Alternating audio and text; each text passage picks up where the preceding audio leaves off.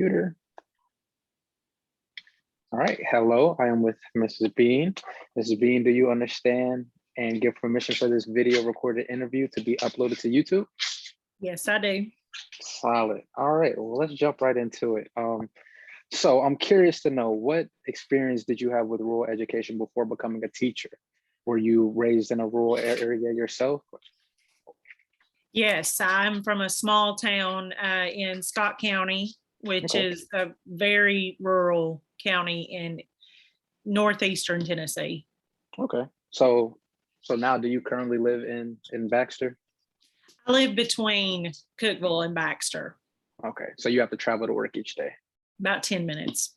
It's not terrible. No. It's not terrible. So was Baxter the first rural location that you've taught in? Yes, I've taught, actually started right out of my master's degree. I started at Baxter in 2003, so I've been there for 18 years. Okay. So having been there for an extensive period of time, how would you describe the feel of the Baxter community, both in education and just outside of education as well? I think there's a strong community feel in Baxter. They're very prideful of their high school and school community. I think just like any rural small town, lower socioeconomic family situations for the most part, education might not be like a top priority for them, but I think they want a good education for their kids. So there is, like I said, a strong community around the school system as it gets higher and higher. So sorry. Right. No, I'm sorry. No. You touched a little bit about, education may or may not be the top priority within the community. Would you say that that is the biggest problem that you have seen for your students? And if not, can you list a few problems that you've seen for rural students? For our school, which is very similar to what I grew up in, you have families who struggle financially to make ends meet. You have your typical, maybe alcohol and drug use that comes, when you do have that kind of just desperate to make it day by day, Right. In that poverty level, mixed in with some families who are, middle to upper class. I think one struggle maybe is just the fact that there is a lower importance put on academics, maybe because they don't have time at home to help their kids. So I rely more on what I can do during the day versus putting a lot on the families. I do not give a lot of homework. I do not, because, and anything that I do give as far as homework, there's no, it's not punitive. So they get maybe a treat or a piece of gum if they do their homework, but it's not going to be one of those that's you get in trouble if you don't, Right. Because I just know that a lot of them don't have help at home. Right. So now touching a little bit about you. So what made you choose education, and in specific rural education? How did you wind up in Baxter 18 years ago? Yeah. Well, my mother was a teacher and an administrator, so I knew that was the last thing I wanted to be was a teacher, honestly. But I felt like as I went through college and tried to fight being in education, I felt like the Lord was really like, no, this is where I need you. This is what you're good at. I need you here. And so once I stopped fighting it, then I've always been interested in early childhood. So I knew that whatever I wanted to do or whatever avenue I took, I wanted it to be with the younger children, that foundation of education. And so when I finished my degree, I actually was in church with somebody who worked at the central office, and she told me, hey, we've got this position, this teacher's retiring mid-year. You should apply. And so I wouldn't say that I sought out rural schools, but it's what I'm comfortable in also, because it's where I grew up. So I understand a lot of the mentality of the population, I guess. Okay. So having that understanding of the population and being able to see over an extended period of time the different challenges that come with being an educator in rural America, what can you touch on your efforts to gain student and parent trust in the classroom and in the school as a whole? With parents, I really try to keep in direct contact with them. I don't always get messages back, but I try to, as much as I can, let them know what's happening at school. I also send out as much communication as I can so that if they want to, they will know what's going on in the classroom, and just being encouraging to them, understanding. I would say, I've been doing this for 18 years now. I wasn't always, before I had kids and before I've, grown as a teacher, I would say I was a little less understanding of what they go through on a day-to-day basis at home. And so over time, and with just experience and doing several things through school, like poverty training, and really understanding what they go through, and even not to the extent that they do, but just encouraging them in any way that I can. I refuse to call about attendance, for one thing. Just to, I will text them and say, hey, I'm just checking on your child. How are they doing? We miss them, just that kind of thing, rather than me being like, why isn't your kid been in school? And they, for the most part, are very appreciative of me just reaching out and saying, hey, how are they doing? Is there anything I can do for you? Do they need anything? And so I think, this past year was tough with COVID because the schools weren't open as much as they were to people coming in. But I encourage any of my families that if they want to volunteer or do anything, they can. So I think it's a matter of not putting yourself above them, and understanding that they themselves have probably had some tough situations when it comes to them being in school. So they've probably had some, that background feeling of, I don't like being at school, and I didn't like school, and this kind of thing. So I think that, just making them feel welcome is a huge thing, and hoping that you can turn what bad situation they may have had into a good situation when it comes to their children now. That makes perfect sense. And so even jumping off that, and you touched on how you ended up at Baxter, and I don't think we said this, but I know that you teach third grade at Baxter. First grade? Because we're pre-K K1 now that the school's split. Got you. Okay, yeah. So do you feel that's what I thought? I know I didn't make that up. I have, okay. Yeah. I didn't make that up. Okay, so do you feel as though teachers are encouraged to teach any like particular group or achievement level? And if so, does this affect your teaching at all? No, I feel like as teachers, we're encouraged to hit all levels. Like it's actually a struggle to move the higher kids, because they are academically, their achievement is high already. So to actually get them to move a year's growth is incredibly difficult. So what we try to do is, hit all the kids where they're at. With early childhood, most of the things I'm teaching, they all need it. People may say, oh, but my kid can already read. I'm like, yeah, but can they do these different things that I'm asking them to do? I'm not just asking, can they look at a book and read the words on it? Right. So I think with us, with the foundational skills that we teach, that's going to be important, even as all levels of the students move.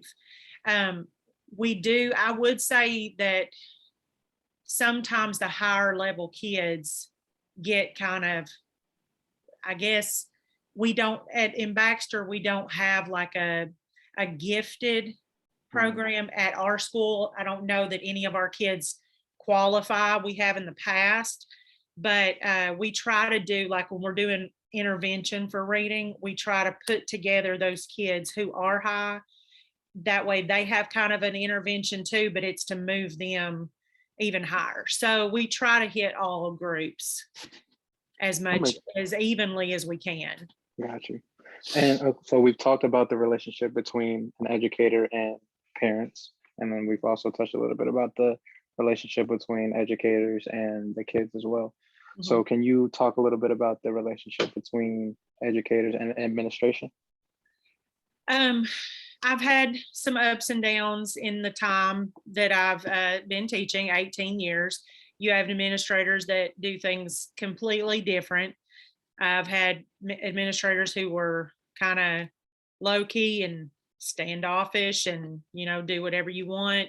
Mm-hmm. I've had the opposite end where they try to micromanage everything that I do. I'd like a happy medium. I want structure. I'm very structured. I want structure. I want systems in place. Things like that, so that there's not any question of, am I doing something right or am I doing something wrong? Am I doing everything that I need to be doing? But I also want to be treated as a professional. I want to be trusted to do my job in my classroom without you having to come in and I don't care about evaluations. I'm not one of those that gets nervous. I don't care. You can come in my room anytime. You can evaluate me anytime. But I'm not going to change, who I am and what I know that is good for my kids just because you tell me you want me to. Right. You're going to have to tell me why it's better. Why is your way better than mine? Right. Now if my principal tells me to do something directly, of course I'm going to do that. But I'm there for the kids and I know what they need. And so sometimes I may butt heads with mm-hmm. people because I'm not just going to be a people pleaser. I'm not a mm-hmm. people pleaser. I'm there to teach kids. And so if if the administration feels that we need to go in a certain direction, I'll go that way, but maybe in my own understanding, because I went to college. I have a master's degree. I know what I'm doing. Right. So let me do it. Right. I'm not unwilling to change. I have changed a lot, especially in the last 5 to 10 years. Mm-hmm. We finally have a curriculum that does what kids need to learn to read. I've done all kinds of, I've never stopped learning. I read, I research, I do a lot of stuff on my own to make right. myself better. Right. So. And I feel like I can empathize with you on that. Like, you know what you're doing, but at the same time, it's you are not unwilling to evolve as time goes right. on. And I feel like right. that's important. And so let's go back a little bit. We talked about how you got to Baxter in 2003, and we talked about how you really didn't want to teach. So did you have any preconceived notions about, rural communities prior to going to Baxter? I know you said you grew up in a kind of a smaller area. Yeah. I guess as far as preconceived, it would just be, what I thought I grew up in would be almost the same.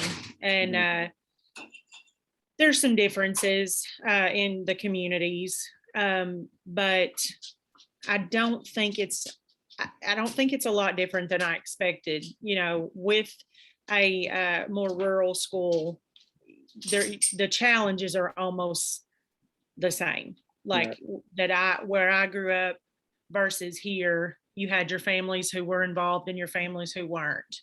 Right. Your kids going through stuff that I didn't even know they were going through because I was one of their peers. that now I think back and think, now that I've seen what goes on, I can kind of empathize now with what some of my people that I was in school with went through. Right. I even now see things that I didn't see about my own situation growing up, single parent, what my mom must have had to do to provide. And she was in education too. So, I think I have a more eye open to the whole situation than I did growing up. So I think Right. there's just, you learn more as you grow. So I'm more aware of I guess trials at the home side. Right. Because, even when I started teaching, it was hard for me to wrap my mind around parents not making their kids do their schoolwork. I Right. grew up with a teacher. Right. There was no like getting out of your homework or staying home just because you didn't want to go to school that day. I mean, I had to be sick Right. so I was I would say early on, I was unsympathetic to my families because of what I had grown up in. So you didn't make excuses. You did what you were supposed to do. And so now I think understanding more of home and how different it was for me to grow up in an educator house versus somebody who grows up in, maybe the same even economic state that we were in. Cause I know my mom struggled, and, but school was always first. And Right. I couldn't understand that when I first Right. started teaching. I'm like, why are you not doing your homework? So probably a little bit of that, but like I said, I've grown to understand more of just all the stuff that goes behind, raising kids and doing your best Yeah. with what you have. Yeah. So I'm gonna go off script for a little bit. So as you transition into educating and coming to Baxter, did you ever get to have those conversations with your mother, like, and kind of reflect on her experience and your experience and kind of compare the two? yeah, I mean, she was middle and high school, Hmm. so the age group was different. But I'd come home and I'd be like, we talked a lot about our administration. She Hmm. became a principal for a middle school for 20 years, and I would come home and say, Mom, this is what's happening, and it's driving me nuts because I've seen a good administrator. My Right. mom was excellent. And so when I come home and I'm struggling with all these different things, we would have a lot of conversations because it's like talking to an expert. I'm like, can you Hmm. believe this is happening in this? If I had my own school, I'd do it this. Um, but I came home after the poverty training. I was like, Mom, did you realize we were homeless? And she's like, what? I'm like, we were homeless. Remember when we lived in grandma's basement? Like we'd have had to put homeless on my school registration. I was like, did you know that? And she, because through, everything, it was hard for me now to look at these and be like, I would have been considered homeless. Hmm. And I was like, and I never would have considered myself Hmm. homeless. We had somewhere to live. So for that to be, I just, things like that now she loves to give me advice Hmm. and I try to take it. So it's good though, because I have somebody that I can talk to. When I talk to my husband about education, he can't Not the same. Yeah. understand it. And so I have, I call Mom to debrief, of things that I'm going through. So that's a nice thing to have somebody who actually understands what it's like Yeah. to be in the school system. Yeah. So So I a little bit of background on me. I grew up in Nashville, which is completely different than Metro, Cookville. yes. Metro, right? And it's Yeah. completely different than my understanding of Baxter and of rural America. So in my education system, most educators had maybe one job, and that's to teach one class, or then you Right. might throw in a sport in there somewhere, but that was because there was a surplus of teachers in the building. So I'm curious on what your responsibilities are at Baxter. I know you do the after school program because that's how Yes. you and I met. So Right. what are And some of your other responsibilities? I've done the after school program. Well, I started teaching in it when we first got it, which has been several years. But for about 10 years now, I have kind of I'm the site coordinator of our program. So I do that. I do have my administrative degree. So I do have my principal license. Um, so that's helpful in running that side of the program. But I mean, it also spills in. I've been a mentor to teachers. I've I was our family engagement coordinator for several years. I finally turned that over. I was like, here, Hmm. somebody else have a turn. I very active just in the other schools as well. My kids were there, so also trying to be some of those roles in either the PTO or the family engagement group at their Hmm. schools. So I'm, pretty active in the whole community. And then just leading some book studies with teachers and um, going through any training, like I said, that I can find for myself to better myself. And I'm trying to think, I know I've done other stuff, but I've also learned in my 18 years because I am several years ago, we had a school-wide positive behavior system thing go through Tennessee. And it was out of UT. And it was all about, how can we tell kids what we want them to do versus not do? Right. And so I was the leader of that when it went through. Well, just about 3 years ago, now Vanderbilt's taken their turn, and we call it tablespoon, but it's tennis, it's some kind of TBSP. It's Hmm. the same thing, just with a different name. So positive behavior. So I'm on that team again. But one thing I've learned in the last few years is I can't do it all and do it well.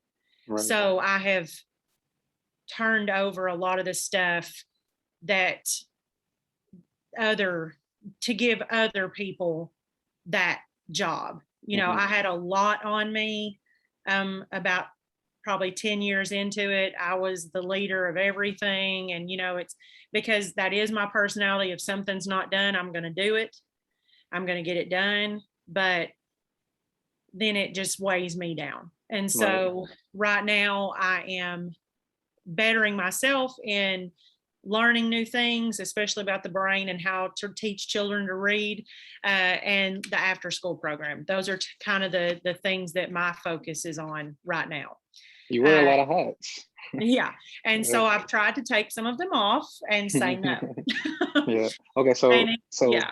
So following up with that, so because you have a lot of responsibilities, and like you mentioned, like it can become a burden for you if you will allow it to. Mhm. So do you feel like the school system, Baxter, encourages and helps you not feel that stress? And do you feel like it supports its teachers and its families? Yes, I think we had a change in administration um, a few years ago. And whereas the one before, I would go and say, I really don't want to do this anymore. Can you find somebody else who'll do this part? Well, that person was not willing to Change. try to let me quit doing a bunch of things. Right. And so this newer one has understands that a little bit better, and has allowed me to say, hey, I think we should pass this off to this person. When I first started at Baxter, I was the new kid. Right. Everybody else had been there forever. And, now I'm not. I'm one of the old kids. Right. So all these new kids coming up, well, teachers, I'm like, they need to start getting into some of this stuff. So it's passing the baton on to some of the younger teachers, but I'm still involved in a lot. So but I think it's one of those where my personality is to get it done. And a lot of people that I work with's personality is, yeah, let's let her get it done, and so it's just passing that to Yeah. people who are very capable of doing it. Yeah. They just may not think they can. So Right. That makes perfect sense. mhm. So we talked where you've been at Baxter for a lengthy period of time. How has the technology advanced in your time there? Have you seen any substantial technological advancements since you started in 2003? Yeah. We all kind of were on the front end of getting what Promethean boards, smart boards. Hmm. We were quick in getting all those to every classroom. I mean, it took us a couple of years, but I was one of the first that got that. I wanted it. I had heard from my mom that one of the teachers back home had gotten it, one, out of the whole school. And I was like, yeah. So when my principal came and approached me about it, I was like, yeah, I want one of those. I want one of those smart boards, and I wasn't afraid. Sometimes technology can be a little, scary to Hmm. people who are not used to all of its bells and whistles. I wouldn't say I am great when it comes to all the new stuff, but my board is now dumb. It will not talk to my computer anymore. So it's basically just a projector now. Right. So it's like I can go back and forth because I've Hmm. had it, I've not, we never had computers like now. I think I have almost enough for a whole classroom on as far as Chromebooks. Okay. um, our principal is, she does whenever she finds extra money, tries to purchase those. And so that's nice because there's so many digital programs that go along with our reading series and our math that the kids can work on. And it kind of moves them at their level, going back to the differentiation, trying to hit all the kids no matter where they're at. So having that, where when I started, I don't know that I think I had an Apple computer for me, and that was the Hmm. only technology in the room. To smart boards, and hopefully we'll get money to replace those Yeah. because they only stay smart so long. And But it's nice because I like it and I can use it, but I also think you got to be careful because there's days when the technology just doesn't work. And if you solely rely on it, you're going to be struggling that day. Right. But for me, because I've had it and I've not, I can just go back and forth.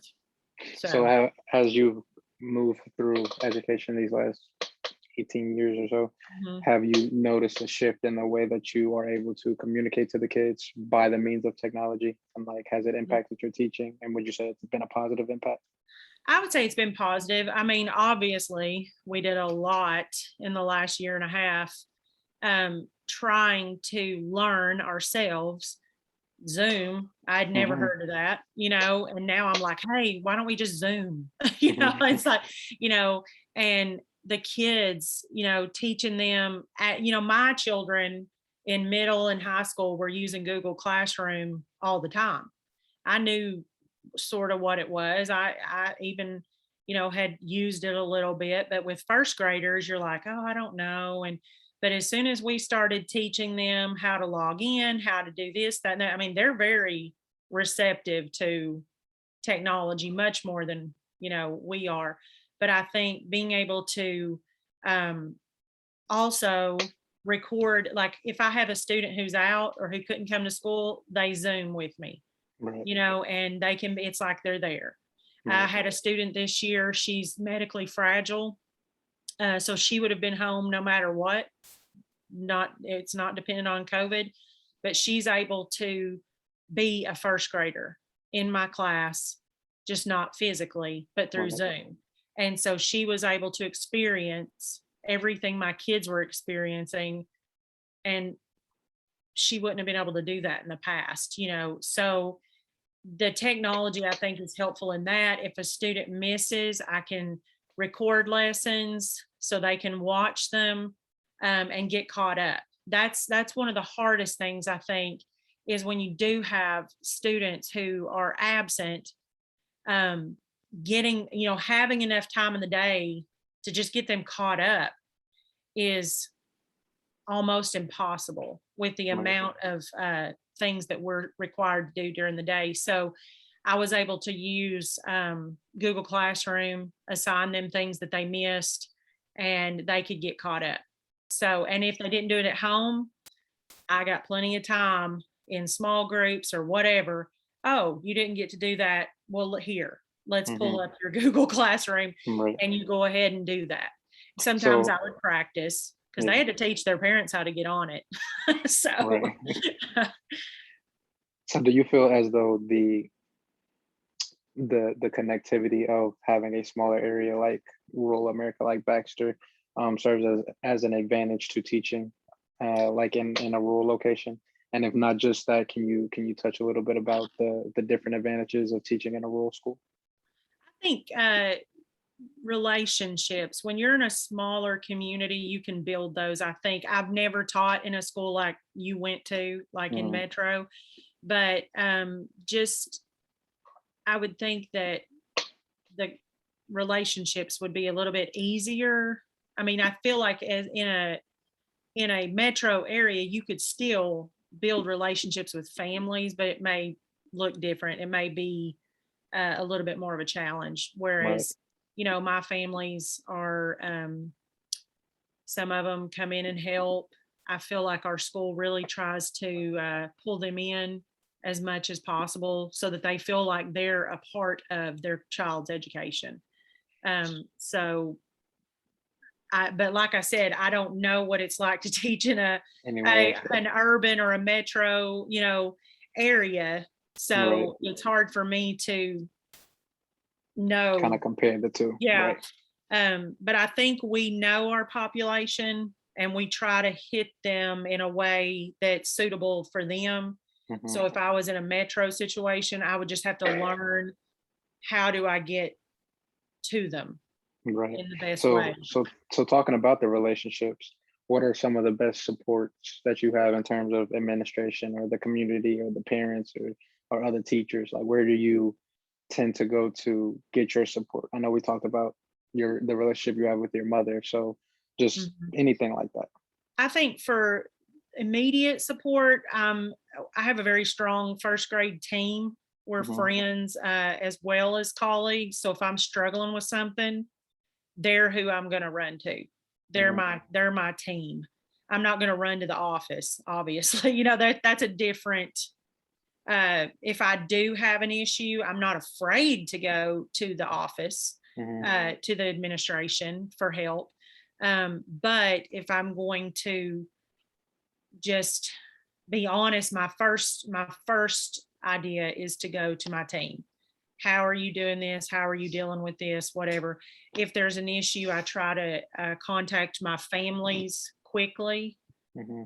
You don't want to let things get out of hand. Right. Uh, Facebook is torture. Um, as a teacher, you see things that parents are saying and famous, and even if it's not against you, Right. I've never, that I know of, Right. had a parent like go off on me on Facebook. I think I Hmm. would know because, again, small town Tennessee, Hmm. I got enough people in the area that I know that are going to let me know Right. quickly.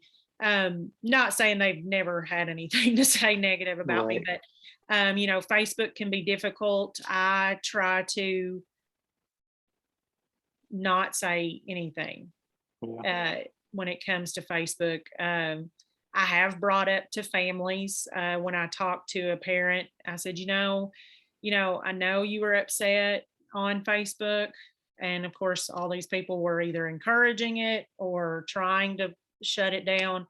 But next time, talk to your teacher. Mhm. Like I said, this wasn't one of my parents. I kind of had gotten put in a role of administrator at that situation because she wasn't there. But I said, before you jump to conclusions, maybe, but my kid said, I want to be like, your kid is 6. You know, my child never lies to me. Right. Yeah, they do. Right. And that, and they may not consider it a lie. That's what Mhm. you got to understand about kids. They're going to tell you what they wish was true. Mhm. Uh, so this parent got upset because of what her 6-year-old told her happened at school, which it didn't in that way.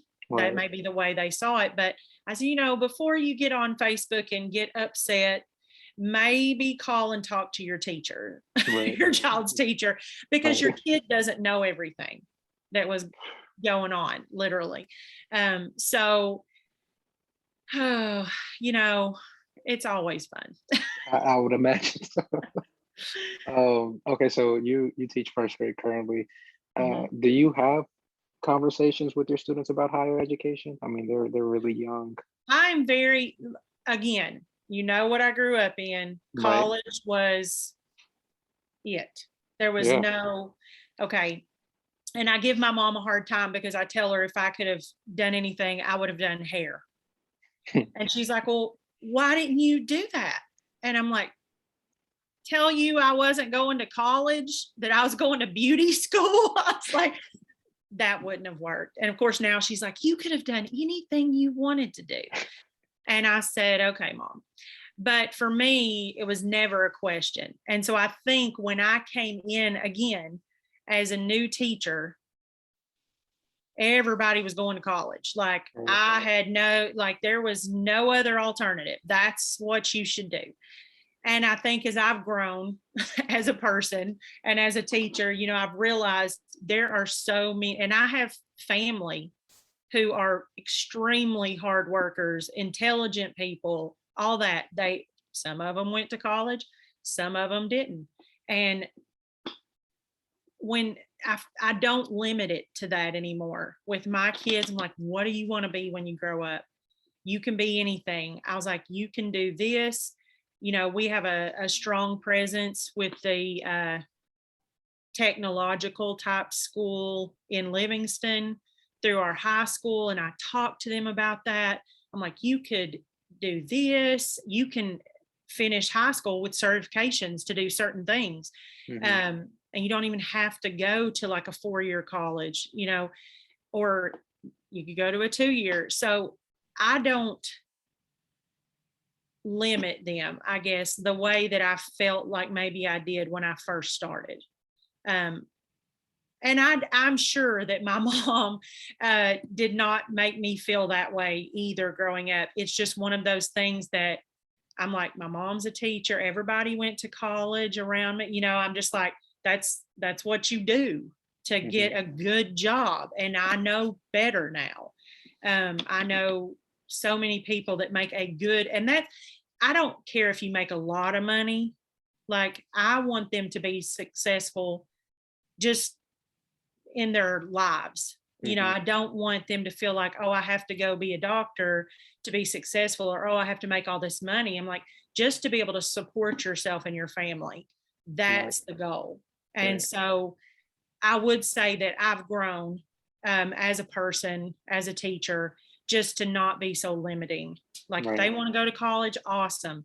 If they have another path they want to go to, that's great too. So, I have a brother who just finished lineman school, so he's going to be helping people, with their electricity, and Awesome. That's he's awesome. willing to go to those areas that get destroyed, like our Mhm. neighborhood, Mhm.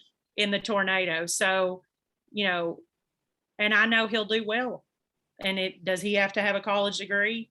No. So Right. I would say that that's changed about Do you, me. do you feel that the students have any let me back up. How would you say the students feel about attending higher education? Um, I would say it has to do with the family as Yeah. far as my age group. Um, if their families have higher degrees, I'm sure that's something that's talked about. Right. Um, If not, it could or couldn't. It may or Right. may not come up. Some families may not think they have the means to do it. So they don't really push it, you Right. know. So I would say it's based on the home. And we do encourage, one thing that I've loved that we've had in the past is like almost like career fair for our kids in Hmm. kindergarten, first grade. Because what do most Wow. kids in kindergarten, first grade tell you they want to be? A teacher. Right. Because who are they around all day? Teachers. Teachers. Yeah. And so we've brought in one of our teachers. Her husband is a mechanic, a car mechanic. So Mhm. he came in and he brought a motorcycle and he was showing them, and then we have, you know, other, oh gosh, a lot of different, we had firemen come in. We had truck drivers from Averett come in. We had police officers. We had the sanitation service in Baxter bring the garbage truck. Now that was cool. That They is thought sound that cool. was just the most awesome thing. Yeah. We had hairstylists come in. We had, the radio station. We had PBS come from WCTE, Mhm. trying to give them other, oh, what do I want to be when I grow up? Besides, the boys always fireman, police officer, that's Right. their big thing. But we try to open their eyes, I guess, to different possibilities. Sorry, Right. my computer's dying. I'm getting my husband to plug me up. It's all good. Okay. So how do you feel as though you are teaching to your full potential, like each day that you go into work? Is it an intrinsic feeling that you feel? Like how do you gauge that? Yeah, it's knowing that this is where I'm supposed to be. This Hmm. is what I was put here for. Hmm. Um, I don't know what huge impact I have at the moment, but I can tell you that seeing my kids now, I got kids who are, well, 18 plus, Hmm. 18 years I've been there, that are young adults now. And when I see them and they're like, Miss D, do you remember me? And I'm like, yes, I remember, of course Hmm. I remember you. They're friending me on Facebook, yes, I've always had communication with most of their families, their moms and our friends on Facebook, or their grandmother, or, whatever. And I think sometimes if I start feeling down, I'll get some kind of message, or see one of them and see what they've become, and it's just, I have the girl that cuts my hair, I had her in kindergarten, and she has a baby now. So I think it's just those little encouragement pieces that I Hmm. get as I go through. We sent out our letters for this school year. I have people putting on Facebook how excited, they are to get their letter. And, if it's me, and then all these families from the past who are commenting, I'm middle aged, we do Facebook. So all these comments on Facebook, from kids I had, so many years ago, and they're just so encouraging. And then, like I said, through all this training that I've been doing on my own, and some that's been provided by the school and the state on, you know, teaching kids to read and everything that's happening in their brain. It's really exciting to me. And I Right. share that with the kids too. I'm going to class and I'm learning all this stuff, and I'll show them. I'm like, you want me to show you your brain and what happens when it you know learns to read? And one of them's like, Miss D, is this an appropriate picture? A little 6-year-old telling me this. I was like, it's just a picture, it's not like your real brain. But me and my kids, we get each other. And even though I'm 45, they're they get me. And Hmm. so we kind of just the relationship that we build over that year is more important to me than, yes, I want them to do well. I want them to grow academically, but like I said, having those kids who are now adults like me on Facebook, and I don't know, it's just, I can't imagine doing anything else now. And it cracks me up when I tell people that the last thing I wanted to be was a teacher. As a teacher. So the Lord has The, different plans. and you're doing great at it, might I add. Oh, well, thank you. Does Baxter offer gifted students honor? Does your school offer program? Does Baxter offer programs for Yeah. gifted students or honors or AP classes? And if so, how do you feel about it? Or if not, how do you feel about it? Like I said, in the elementary, we are kind of tasked with that as far as moving our high kids and trying to provide them with things that will push them. Like I said, I think in the time that I've been there, maybe a handful of kids have actually been tested gifted. Not a huge number. I don't know if that's because there's not as many, or if it's because they just don't get tested for that. Sometimes it's I know even my mom, she tells me, she's like, yeah, they wanted to test you for gifted, but oh, I didn't want that label on you, and all this kind of stuff. I'm like, whatever. So, I don't know if some of it's that, but I will say that our high school principal, and I think it's trickled down since he's gotten there, the amount, and I went through a principal pipeline through Belmont. So I got to actually shadow him for like some days that I was, I guess, last year or the year before. And so just seeing how much I think when he started, there was one AP class. But now there's like probably 15 to 20. And even the dual enrollment stuff. And, like I said, the TCAT, I think that's what it's called, that's in Livingston, the partnership they have with that. I mean, when people, there's always been that stigma that, oh, you should go to Cookville. You shouldn't go to Baxter.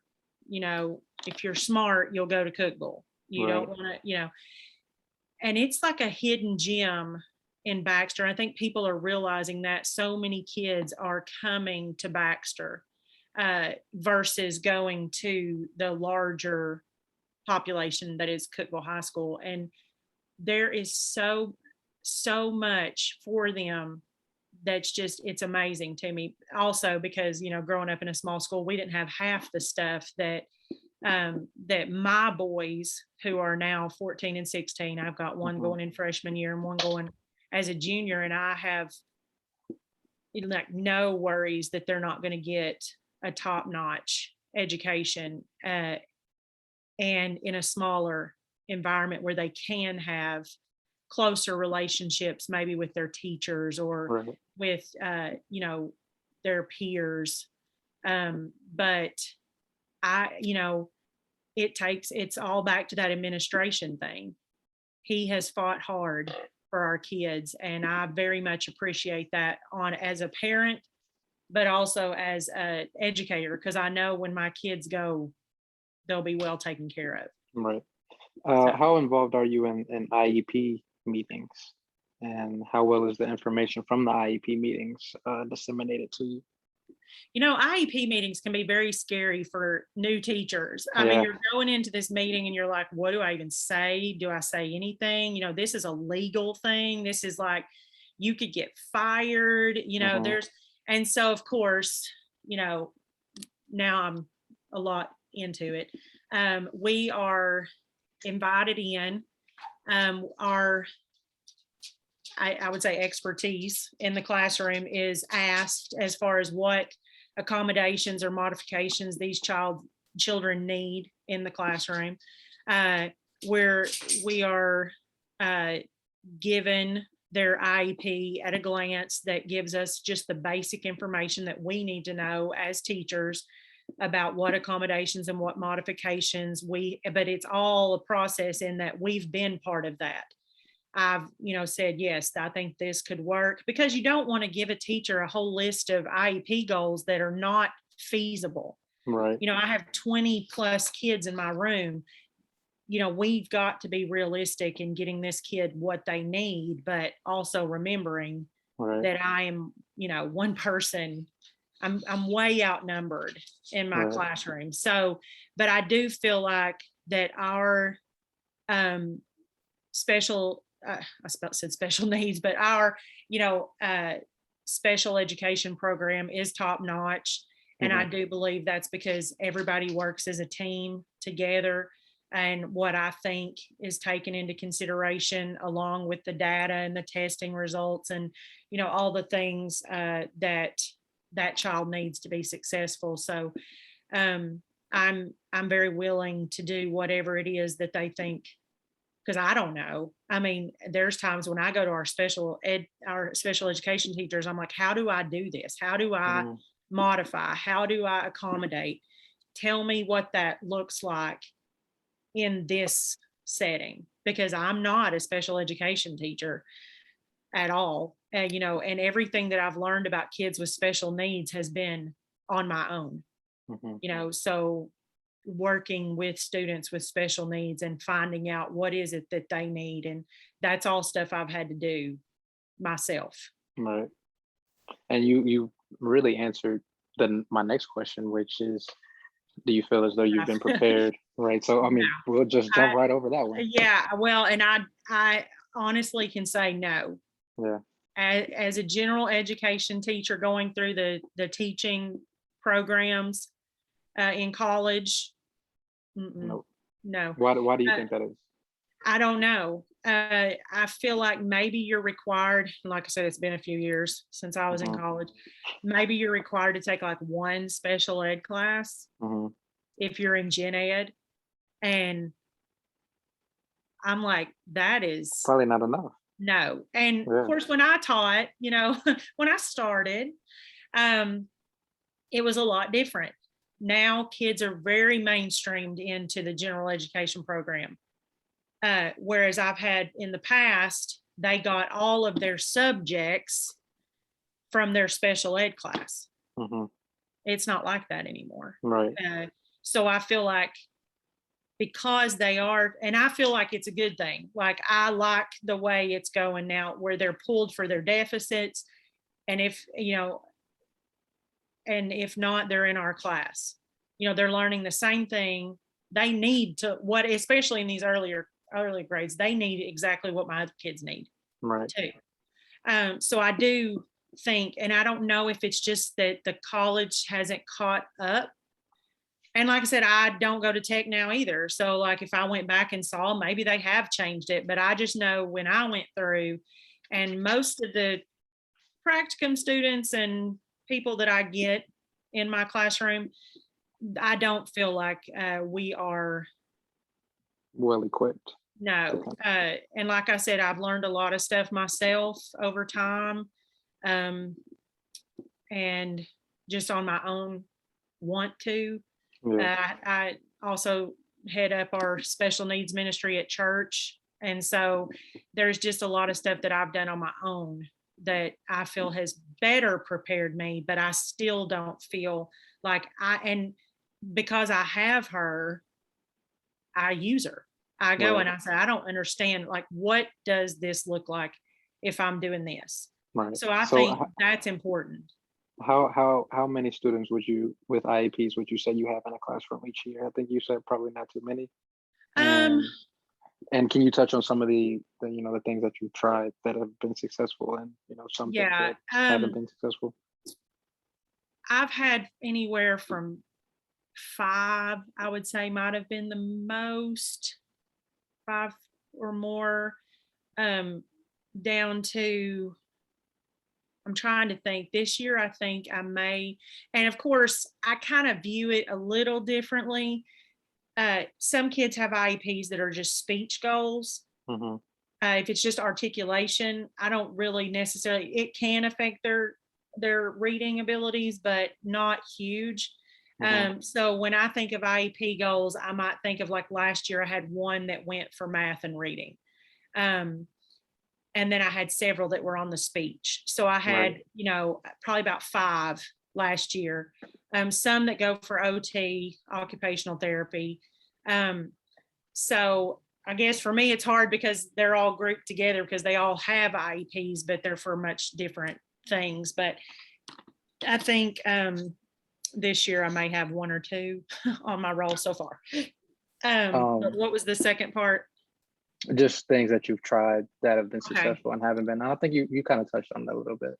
Yeah, I mean, as far as every kid's different. I Right. have to, you know, seating arrangements. Some kids I've bought I have covers on all my fluorescent lights because that can be somewhat harmful for not like it just can be very distracting to some kids, Right. especially if they're on the spectrum or have sensory issues. I've, you know, moved kids as needed. I mean, I'm willing to do all that kind of stuff. I have some headphones that knock sound out. So, and it's like I said, it's a trial and error sometimes with them, especially at the age that I'm That you with. teach. You Yeah. just try whatever you can. So what would you say some disadvantages for students and teachers are in the rural school systems? I know you said, Well, I you mean, know, money's always going to be an issue. right. One thing that's been a struggle, I feel like, in our school for the last few years is the numbers. Like Baxter, we have, I mean, some of the schools in Cookville have 3 first grades. We have Mhm. 6. And even at having 6, they're all 20 plus. Right. And so one thing with our kindergarten is they've been at 23, 24, and there's 6 of them. Right. That's a lot. It's a lot. And I know people who think they're smarter than teachers, like that are at state levels and stuff, think that classroom size does not matter. It does. It is. I don't care what they say because Yeah. you can't help the behavior issues when there's that many kids in one room. So I would say just that I can deal without money. You know, like we are a title school, meaning we get funding from the federal government, but it's not a lot because that's Right. one of the things that's used a lot for a specific school in our area. Well, they're not a title school. They don't have all this. Well, that's because they have a high socioeconomic population. Mhm. I was like, and our title funds don't give us a great deal of money, especially now that we're just kindergarten and first grade. Right. So I mean, money's always going to be an issue. Can I work around it? Yeah. Do I spend my own money? Yes. And my husband hates that. So, but I'm going to do what I have to do Right. for my kids. And I, you know, I want them to feel loved. And so my gift, my love language is gifts. I Mhm. love to give them and Mine too. receive them. So I am all the time finding stuff that I can give my kids to make them, you know, I guess for me, it makes me feel loved. So I'm assuming it does the same thing for them. But, you know, that's the biggest thing I think our issue is behavior, kids having kids and then not knowing how to teach them how to behave. Mhm. And that's just become our problem. They want us to do it. Mhm. And I try and I set high standards in my room and I have structure and I have all that stuff, but I'm not their It's tough. parent. Yeah, it's tough. So even though they call me mom, but So jumping right into back into the education piece, have you noticed that students, you know, struggle or excel in one subject or one academic area more so than the other? I'd say with our age group, math is usually one they like better Okay. because it's much more hands-on and quick. It's you know, reading is a struggle for most kids. I've learned a lot, you know, through the training I've been in this summer and stuff. And reading takes work. Takes time. Yeah. Yeah, and time, like you said. And so some of them get frustrated a lot Mhm. and want to give up. and they probably don't have the help at home. All I Mhm. tell my parents, I'm like, just read to your kids. That's all I want you to do. And they don't see the importance of that, Right. but it's huge. Um, and I would say that math is just something that they get a little quicker. And so that's usually their favorite, So besides how do you PE. right. They love So how do you PE. me too, still to this day.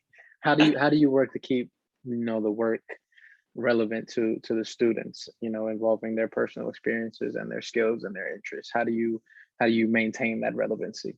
Mhm. I think one of the big things for me is I get excited for them. Like when they see me and I still tell them, guys, I'm still learning stuff. Yes, it's hard. I tell them that all the time. I try to encourage them in that all of us learn at a different rate Mhm. and a different speed. And it's okay. And when I talk about reading to them, I tell them it's hard. English is hard. And but I also try to say, okay, who plays sports? And they'll, raise their hand or what. I'm like, would you just go out and play the game Right. without practicing? I was like, when I give you these sheets to read or take home and read or practicing your tricky words, it's like, that's all the practice. Mhm. So I try to relate it because sports is huge in Mhm. Baxter. That's they love it. And so I think just encouraging them in that and letting them see how excited I get about things we're learning, but also encouraging them and telling them it's hard.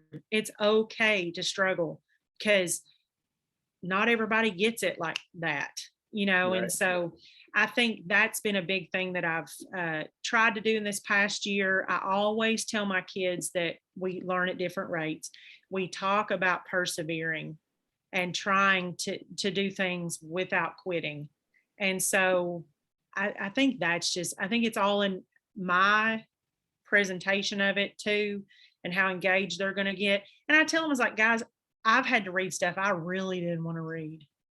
It's boring. I get Mhm. it. But if I want to be able to read the things I'm going to want to read, then You I've got to got read to the stuff do you the don't. work. Yeah. So, and growing up and whatever I want to be, I've got to be able to read, and so I think it's just encouraging And them. even empathy, which was my last question to you, and I feel like you just answered that perfectly without even probably intending to. Well, So I'm that gifted, that was right? I'm gifted. you're great at what you do. I'm telling you. But so I mean that was it. I think you summed up everything perfectly. I thank you so much for taking time out of your Sunday to talk to me. And if I Love do talking go into about this, school. you're great at it. You need to get your own podcast or something. We got to Ooh, figure that out. I I'm could be telling you. famous, maybe We're going viral off this YouTube video. viral. I'm manifesting it. Okay. But Ms. Bean, thank you so much. I'm gonna stop the recording now. Okay.